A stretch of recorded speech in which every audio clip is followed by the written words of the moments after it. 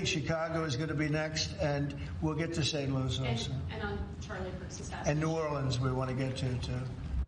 Within the last hour in the Oval Office, President Trump reaffirmed his position that the National Guard should deploy troops to New Orleans. A leaked Pentagon proposal lays out a plan for the National Guard to deploy 1,000 troops to Louisiana to help law enforcement.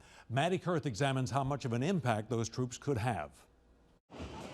This shouldn't be a political decision. This is a public safety decision. Leaked Pentagon documents appear to show the National Guard's plan to deploy to Louisiana should Governor Jeff Landry ask for them.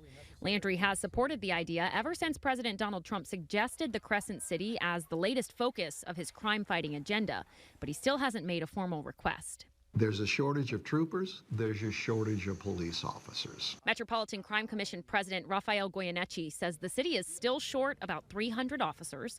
He says the ones on the streets now do a good job, but in New Orleans, they're outnumbered.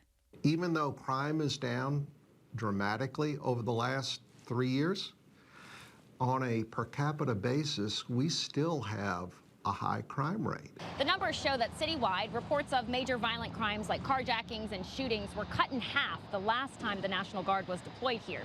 And while those troopers can't make any arrests, Goyeneche says they'll free up hundreds of commissioned officers who can, and he predicts they'll start their work here in the neighborhoods that are currently seeing the most crime, like parts of Gentilly and New Orleans East. I live in Little Woods. I haven't seen the police come back there in ages. Diana Riley says she feels safer when the police aren't around her home. And she thinks having people in military uniforms downtown or walking the streets would put her even more on edge. It would be a negative because it would make people feel like we're in a third world country where we have to shelter in place. Not everyone in the East agrees.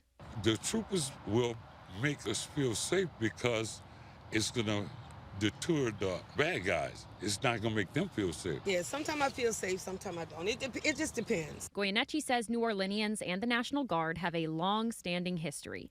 But he warns these draft proposals are a temporary fix, not a solution. We've never said no after a hurricane. We didn't say no after the terror attack. It would be irresponsible to say no to make this community safer. Now, after Mardi Gras, when those troops last left us, MCC data shows major violent crime rates rebounded, close to what they were before. Goyeneche says the best way to solve crime in this city is to recruit and retain a fully staffed police department. Now, Louisiana Congressman Troy Carter says New Orleans should not be used as a testing ground for, quote, speculative, politically motivated plans. He urges the president to focus on what he calls real solutions for the city.